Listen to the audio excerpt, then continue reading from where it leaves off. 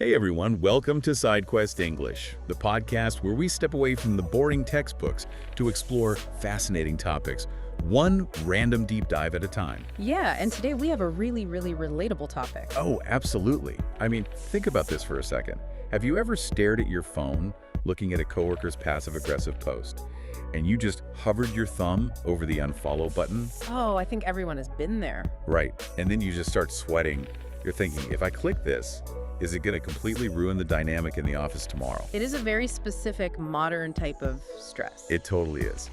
So if you have ever felt that stress, you are definitely not alone. Because today, we are diving into the absolutely exhausting landscape of adult friendship. It really is exhausting, isn't it? It is. We want to figure out why making friends as an adult feels so much like a full-time job.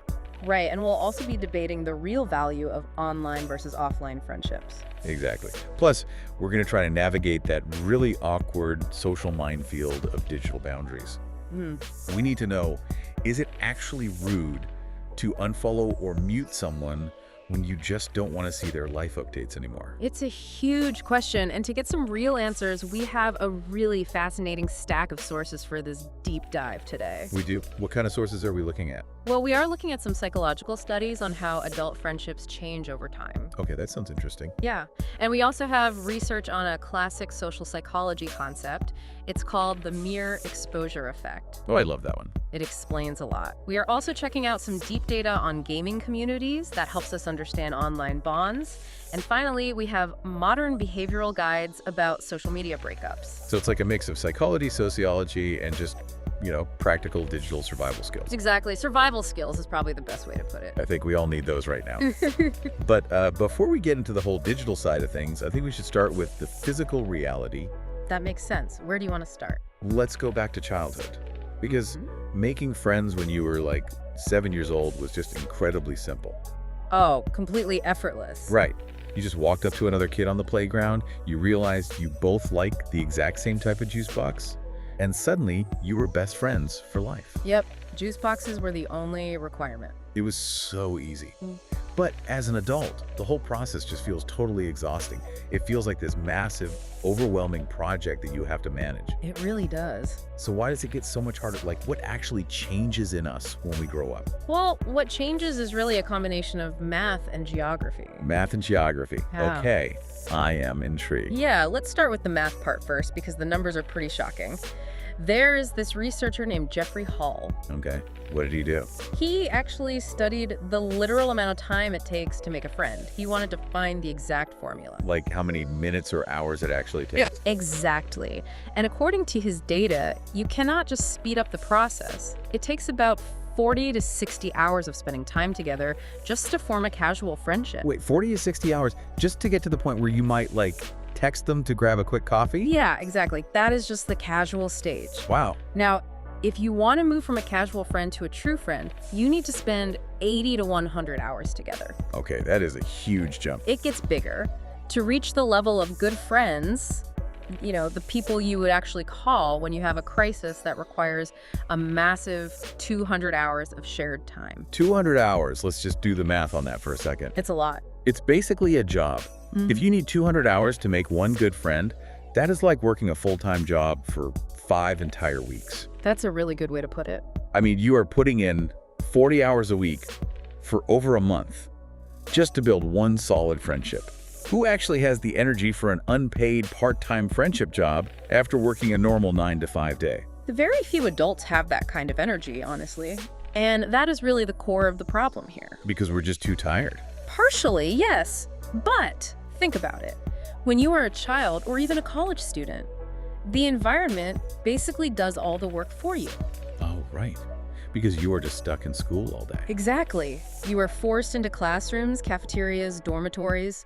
You naturally spend hundreds of hours with the exact same group of people. So the time just kind of adds up in the background without you noticing. Yes. But as an adult, you have to intentionally schedule those 200 hours. And that brings us to the geography part of the equation. Right. You mentioned geography. How does that fit in? Well, social psychologists have a term for this. They call it propinquity. Propinquity. Wow. That is a great vocabulary word for us today. It is a good one. But what does propinquity actually mean in terms of our daily lives? It basically means physical or psychological closeness. But the most important part of this is a concept called functional distance. Functional distance. Yeah. How is that different from just, normal distance? Good question. Functional distance isn't just about whether you live in the same city as someone or even on the exact same street. Okay. It is about how often your daily paths actually cross in a natural way. Ah, I see. So it's more about the traffic flow of your life. Precisely. And there was a very famous study done back in 1950 at MIT that shows this perfectly. 1950, that's a classic study. It is. It was in a student housing complex called Westgate. The researchers wanted to see exactly how friendships formed in this new housing development. Okay, so what did the buildings look like? The buildings were shaped like a U with apartments on 2 different floors. Got it. And what they found was just fascinating. 65% of all friendships formed between people who live just 1 to 5 doors apart from each other. Just 5 doors down. Yep. So these people didn't necessarily share the same hobbies or study the same subjects or even have similar personalities? Not necessarily, no. They just happened to sleep in rooms that were physically close to each other. That is wild. But the functional distance was the real key here.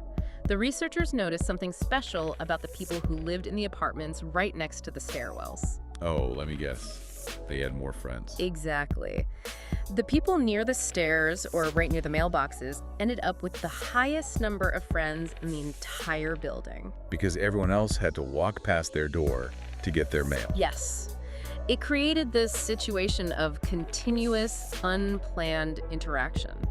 Right, because you just bump into them. You see someone by the mailbox every single day. The first week, you maybe just nod at them. Yeah, the awkward hallway nod. The second week, you finally say hello. By the third week, you are both complaining about the rainy weather together.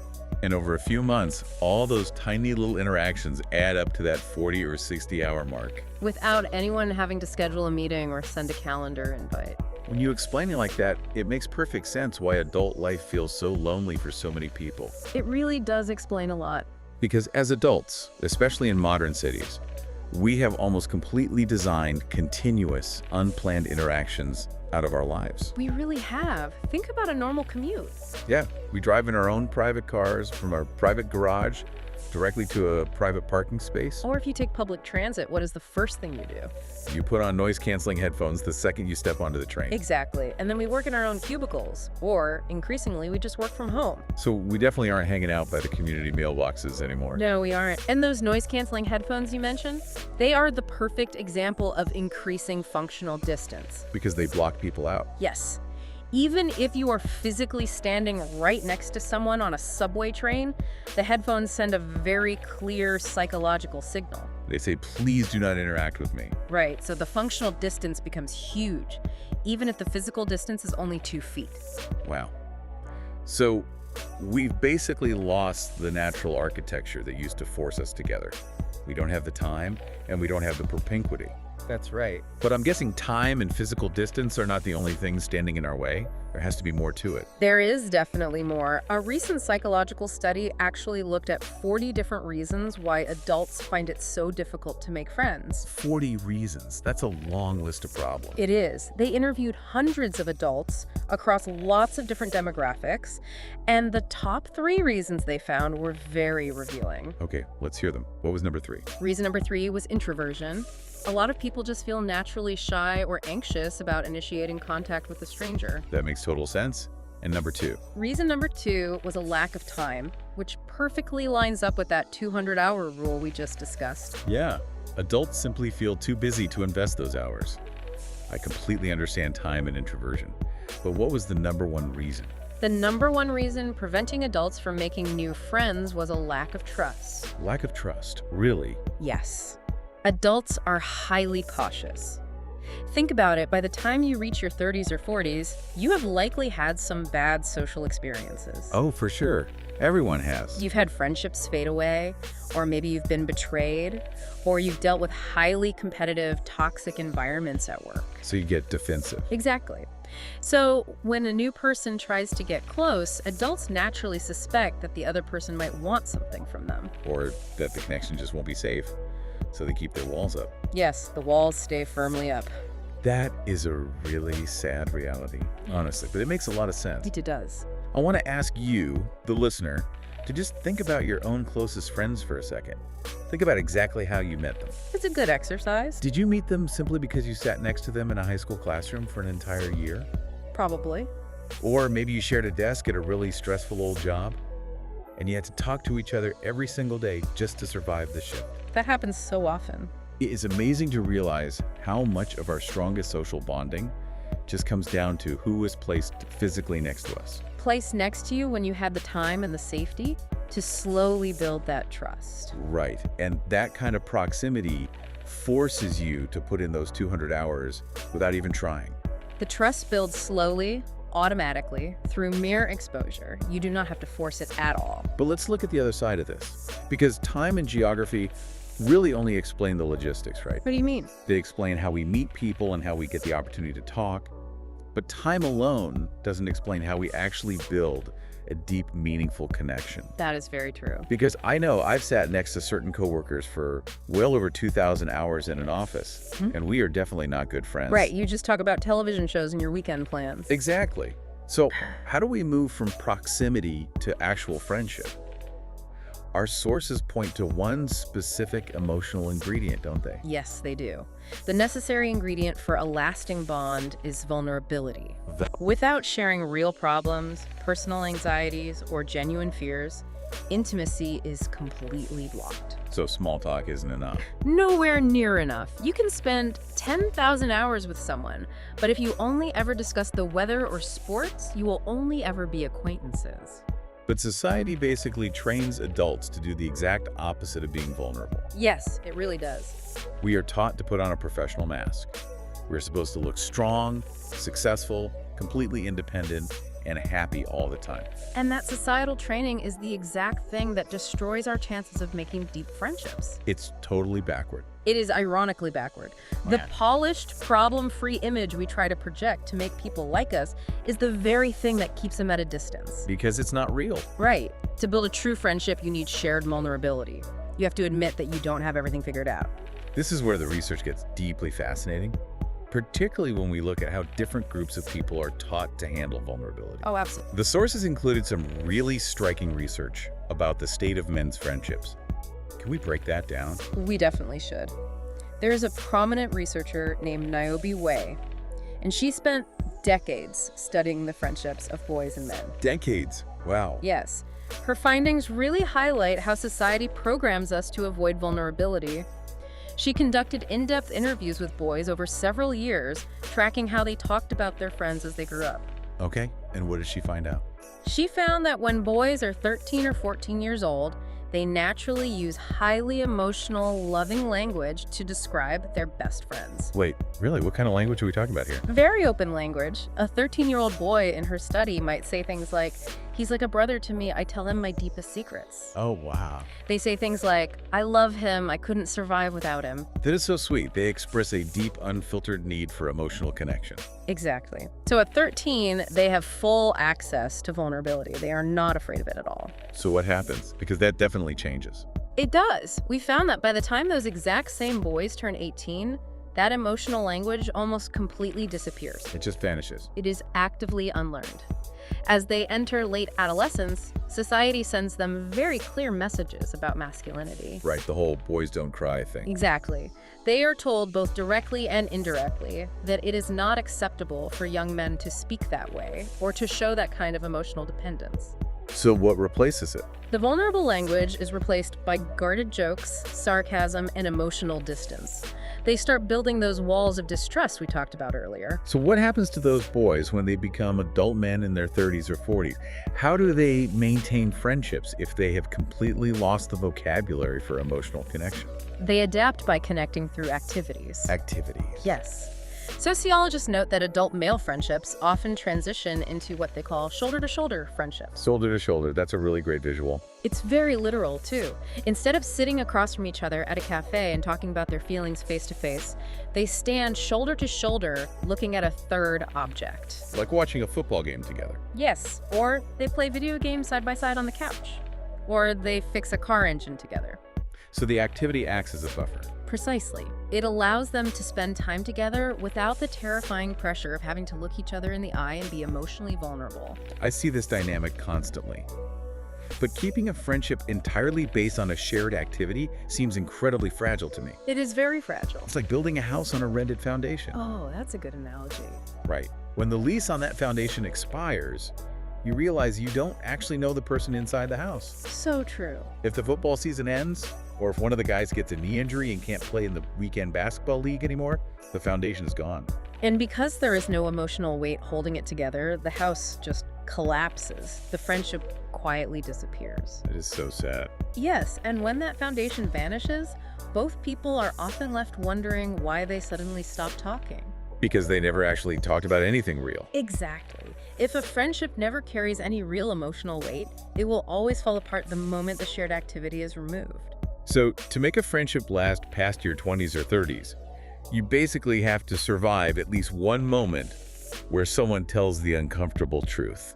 Yes, someone has to share a hard feeling, a failure, a fear, a struggle, and the other person doesn't run away. Which, if we are being completely honest, is a terrifying risk for a lot of adults. It really is. Sharing a real failure with someone means handing them the power to judge you.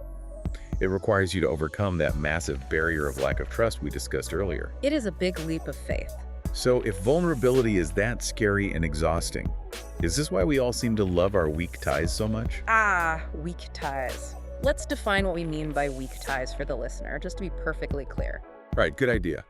A weak tie is basically an acquaintance. It's someone you see regularly in your daily routine, but you are not close friends with them. Like the barista who always remembers your coffee order. Exactly, or the person you always nod to at the gym, or the bus driver who says good morning. We all seem to genuinely enjoy those tiny interactions. We do. Is that simply because there is zero pressure to be vulnerable with the barista? That is a huge part of it, yes. The sociological research confirms that investing in your weak ties is actually a scientifically proven way to boost your daily happiness. Really? Just saying hi to the bus driver boosts your well-being. It does. It improves your overall sense of well-being. How does that work psychologically? Why does a 30-second chat about the rain with a grocery store clerk make us feel better? It comes down to our evolutionary need for belonging. Belonging to the tribe. Exactly. When you have a friendly, low-stakes chat with the person at the grocery store, your brain registers that you are recognized as a member of the community. You exist, you are seen, and you are safe in this environment. Yes. You get a small, healthy burst of dopamine and social connection. But the beauty of the weak tie is that you get this reward without the heavy lifting of a 200-hour commitment. And entirely without the terrifying risk of deep vulnerability. Right, you don't have to tell the barista about your childhood trauma to get a smile and a cup of coffee. Thank goodness you don't. It's essentially social fast food. It tastes great in the moment, it's highly accessible, it gives you a quick burst of energy, and there is absolutely no emotional commitment required. That is exactly it. It completely satisfies that baseline human need to be acknowledged. But, just like fast food, a diet consisting strictly of weak ties will not keep you healthy long term. Because it's not deep enough. Right. A friendly chat with the bus driver is wonderful for a Tuesday morning, but it will not support you through a major life crisis, like a divorce or a health scare. You still inevitably need those deep, vulnerable connections. You really do. Which brings us to a massive shift in how society operates today. The digital shift. Yes. If adults are lacking the time, they don't have the 200 hours, and they're lacking the geographic closeness because they work remotely or live in isolated suburbs, where do they go? Millions of people have turned to the internet. The screen has become the new playground. It's the new housing complex stairwell. That is a great way to look at it. But if I can play devil's advocate for the listener here, I know a lot of people right now are rolling their eyes at that idea. Oh, definitely. We have all heard the stereotype of the lonely, isolated person sitting in a dark basement talking to strangers online because they can't handle the real world. It is a very common stereotype. The common assumption is that online friendships are a severe downgrade. So we have to ask, are online friends actually real friends? Well, that has been the dominant cultural narrative for a very long time. Psychologists and sociologists initially assumed that online friends were just digital weak ties. So they didn't think they were real friends either. Not at first. The theory was that because you cannot physically touch someone, you can't read their micro-expressions, and you can't share physical space, the relationship is automatically inferior. It makes sense why they thought that. It does. Many early studies argue that time spent online simply displaced real-world relationships, which they thought would lead to a much lonelier society. But the more recent data in our sources tells a completely different story, doesn't it? The internet doesn't just create weak ties. Not at all. The modern data completely shatters that old assumption. Okay, let's hear the data. For example, there are recent extensive surveys of online gaming communities, and they show that up to 75% of players report making genuine, good friends within their games. Wait, 75%? That's a massive majority. It is huge. And even more surprisingly, the depth of these relationships goes far beyond the game itself. So they aren't just talking about the video game strategy. No, between 40% and 70% of those gamers say they regularly discuss serious, offline, real-world issues with their online friends. Like what kind of issues? We are talking about relationship advice, career stress, mental health struggles. Wow. Sometimes they share incredibly vulnerable things with their online guildmates that they haven't even told their real-life family members. That is incredible, and it completely contradicts everything we're usually taught about screens disconnecting us. It really does. So we have to ask why this is happening. What is the mechanism here? How does a video game chat room become a powerful place for deep human connection? To really understand the mechanism, we can look at a fascinating psychological study conducted in Hong Kong. Hong Kong. What did they study there? The researchers focused on a demographic they call hidden youth. Hidden youth. Who are they? These are young people who have largely withdrawn from physical society. They might stay in their bedrooms for months at a time, avoiding school or work due to severe social anxiety. Oh, I see. That sounds really difficult. It is. The researchers compared the structure of their offline friendships with the structure of their online friendships. And what did the comparison reveal? The results were highly counterintuitive. Now, it is true that the offline friendships eventually developed a higher level of long-term stability and commitment over many years. Okay, so offline wins in the long run. Yes, eventually. However, the online friendships often started with a significantly higher level of intimacy, emotional breadth, and depth. Let me stop you there, because that sounds like a paradox. It does sound strange at first. How is it possible to have higher intimacy with someone online when you have never even seen their face in real life? Shouldn't face-to-face interaction create intimacy faster? You would think so, but the mechanism actually works in reverse when you introduce visual anonymity. Visual anonymity, meaning they can't see you? Exactly. When you are interacting on the internet, particularly in a game, a forum, or a voice chat, the other person cannot see your physical form. Right. They don't judge you on your clothing, your height, your weight, your physical attractiveness, or your nervous body language. They just see your avatar or your username. Right. And this visual anonymity acts as a massive psychological shield. A shield against judgment. Exactly. In the physical world, your brain's threat detection system, the amygdala, is constantly scanning for social judgment. We were always wondering, do I look weird? Did I say that wrong? Exactly.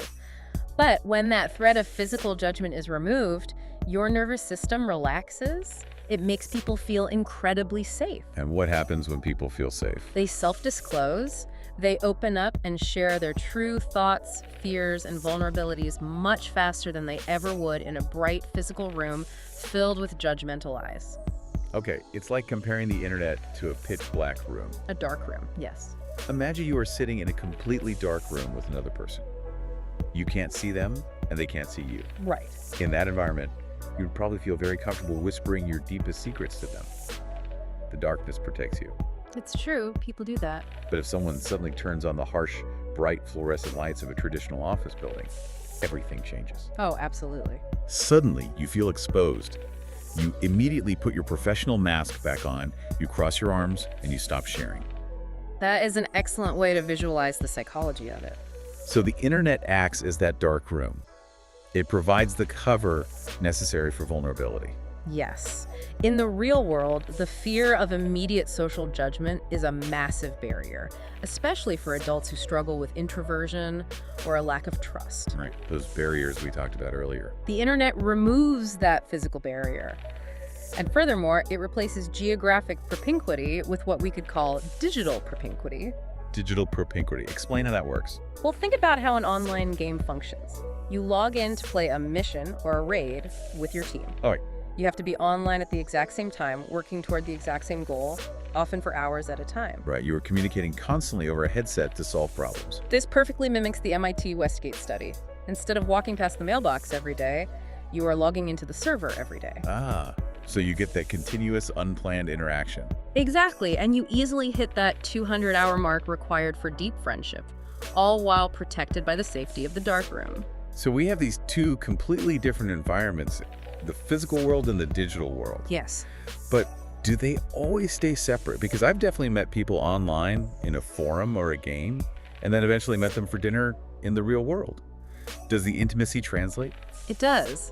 And the scientific term for that transition is modality switching. Modality switching. Yes. The research shows that our online and offline lives aren't strict, impenetrable buckets. They are highly fluid. Meaning they mix together. Constantly. People are constantly bringing their offline, real-world friends into their digital spaces, like inviting a coworker to play a multiplayer game online. Sure, I do that all the time. But equally, they take their online friends into the real physical world. So how does that transition usually happen? Does it feel awkward when the lights finally come on, so to speak? It can be an adjustment, sure, but because the emotional foundation is already built, it usually succeeds. Because they already trust each other. Exactly.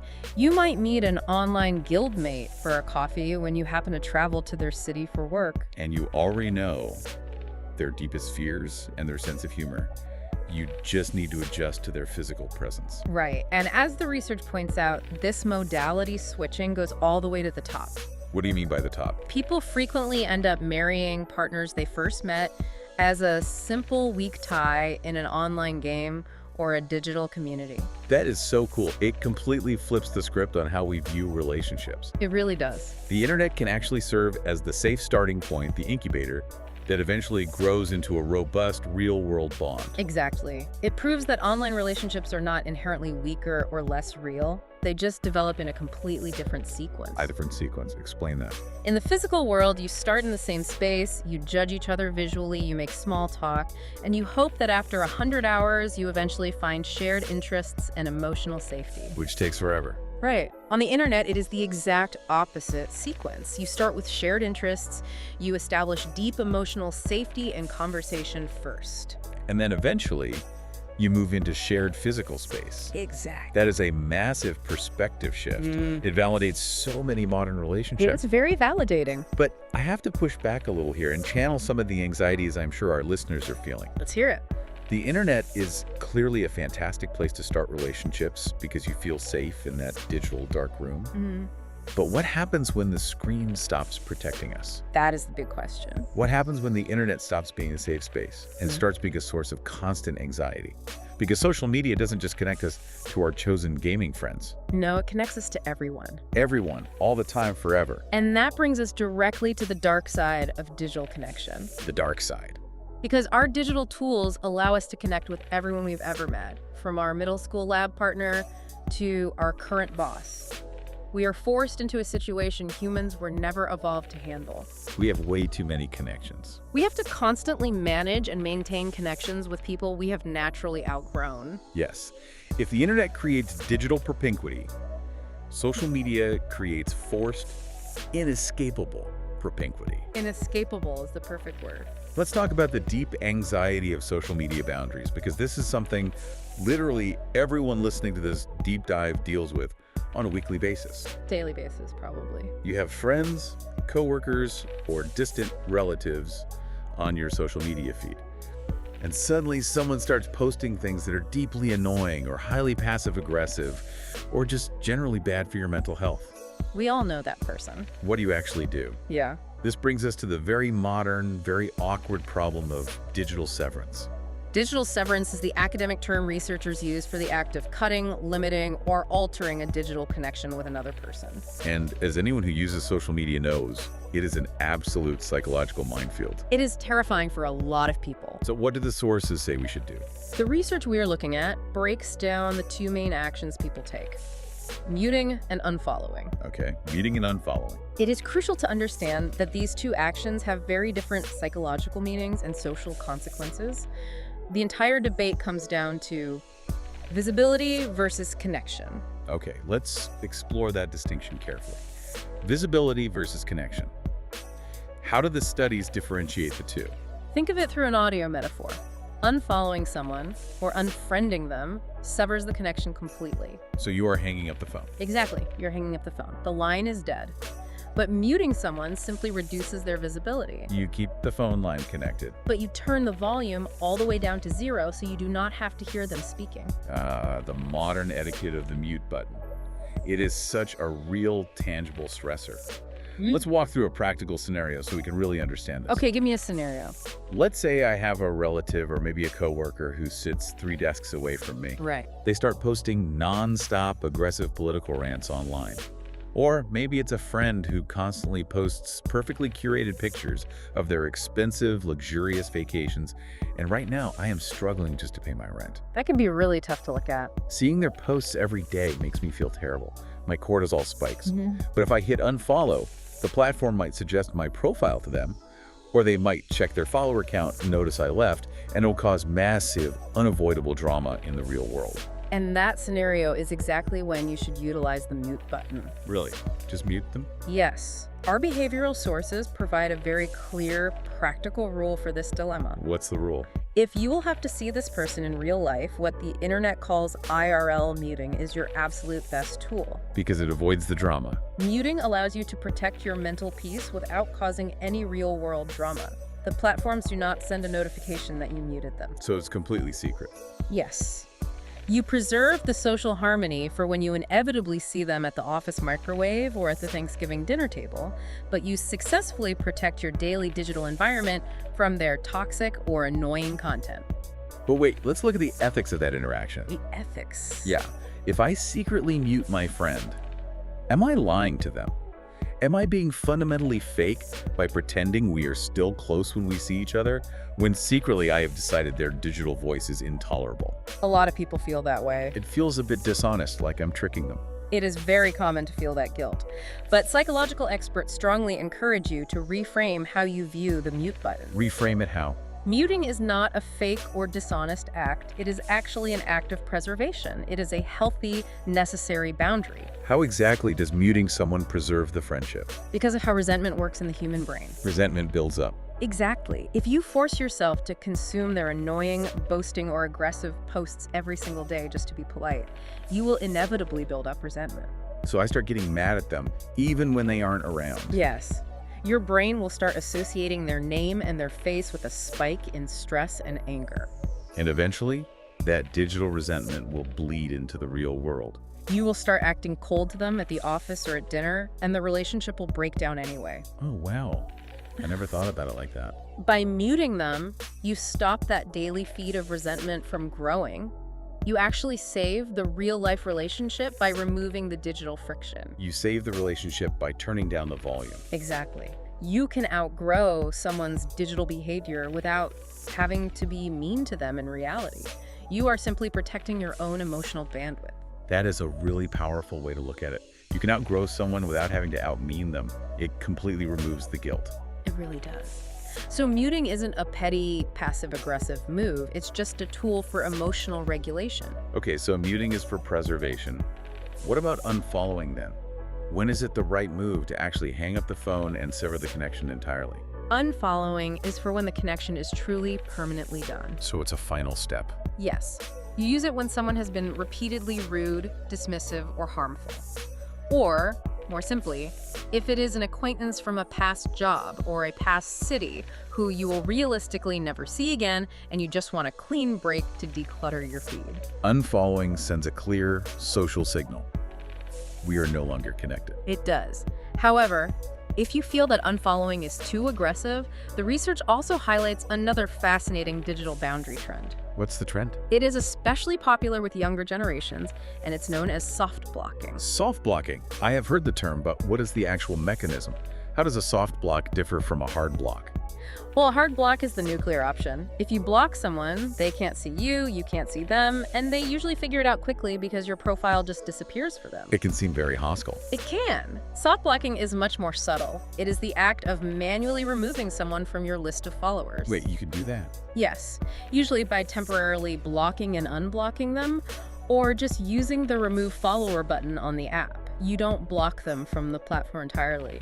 Instead, you just quietly revoke their access to your private feed. So they just quietly stop seeing your updates, but they do not get a big red "you have been blocked" sign. Right. It's a very gentle way to protect your digital space from people you no longer want observing your daily life. Like maybe an ex-partner or a nosy coworker. Exactly. Recent data shows that almost half of Gen Z users report using the soft block to set quiet boundaries. Half of them. That is a lot. It is all about taking control of who gets backstage access to your life without starting a huge, dramatic fight. But won't they notice eventually? They might eventually realize they aren't following you anymore, but they usually just assume it was a glitch in the app, or they're too embarrassed to ask about it. That is so clever. It is incredibly fascinating how human beings have had to invent entirely new, unspoken social rules just to survive the architecture of the internet. It really is an evolution of manners. Think about it. 100 years ago, if you didn't want to see someone, you just didn't walk past their house. Life was much simpler then. Today, we have to meticulously decide if we are muting, unfollowing, soft blocking, or fully blocking our peers. It takes a massive amount of emotional intelligence to navigate these platforms without ruining our real-world lives. It really does require constant vigilance, because the platforms are designed to make every interaction feel urgent. Everything feels like an emergency. On social media, a single tap on your screen, like a mute, an unfollow, can feel like a deep personal rejection. So how do we handle that? The key takeaway from the psychology experts in our sources is to have to act from a place of clarity, not emotion. Clarity, not emotion. Got it. You should set these digital boundaries to protect your own peace and regulate your own environment, not as a weapon to punish the other person. That is a great rule to live by. So, to bring all these complex threads together for you listening at home, we have covered a huge amount of ground today. We really have. We've looked at how friendship evolves from childhood to adulthood. We started by looking at the hard, unforgiving math of adult relationships. Oh, that's brutal. It takes a massive investment of time, up to 200 hours of continuous interaction, just to make a good friend. And we learned that time isn't enough. It requires the courage to share your vulnerabilities. Right, not just standing shoulder to shoulder, doing activities and hoping for the best. And we also learned that if you can't find those 200 hours, or if you lack the physical closeness in your daily life, turning to the internet is a highly valid, scientifically supported option. Online friends are real friends. Yes.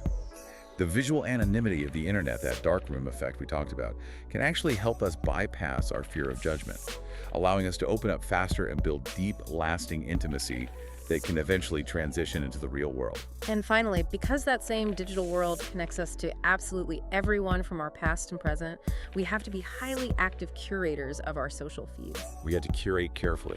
We learned that using the mute button is not a fake or insulting behavior. It is a healthy, necessary form of self-care. It protects your mental peace and actually preserves the real-world relationship by stopping resentment before it even starts. If we connect all of these different studies to the bigger picture, it raises a really important question about how we view community. I want to leave you with a final idea to chew on as you go about your week. Go for it. What's the big takeaway? For a very long time, society has told us that social success means finding one perfect best friend, or perhaps a tight local group of physical neighbors to fulfill all our social and emotional needs. A perfect friend group. Right. But what if the future of human connection looks completely different? What if the healthiest social diet for a modern adult is actually a diverse mix of connections? A diverse social diet. I like that. Imagine a life where you have just a few deep 200-hour offline bonds for physical presence. Then you supplement that with a global network of online confidants you have never seen, but who you trust completely with your vulnerabilities. And finally, you maintain a peaceful, highly curated digital feed where the volume is turned safely down on everyone else. I really love that concept. A diverse social diet, it takes all the immense pressure off finding one perfect person to be your everything. It relieves so much pressure. And it gives us permission to use all the tools we have available, whether it's an online video game, a chat with the barista at the coffee shop, or the mute button on our phones, to build a social life that actually feels good, rather than one that just looks good on paper. Exactly. The core belief here is that knowledge is most valuable when it is understood and applied to your daily routine. Applied to your real life. Understanding exactly how these social mechanisms work, from propinquity to digital severance, gives you the power and the permission to intentionally design your own social life. You don't have to just accept the connections that are forced upon you. What a perfect way to wrap up. Thank you so much for joining us on this deep dive. We hope this exploration gave you some clarity on your own relationships, both the physical ones and the digital ones. It was a great discussion. So take a moment today to reach out to an old friend, or if you need to protect your peace, safely mute an annoying one. Remember, adult friendships might be a murky, complicated landscape, but you are the one holding the map. Take care, everyone.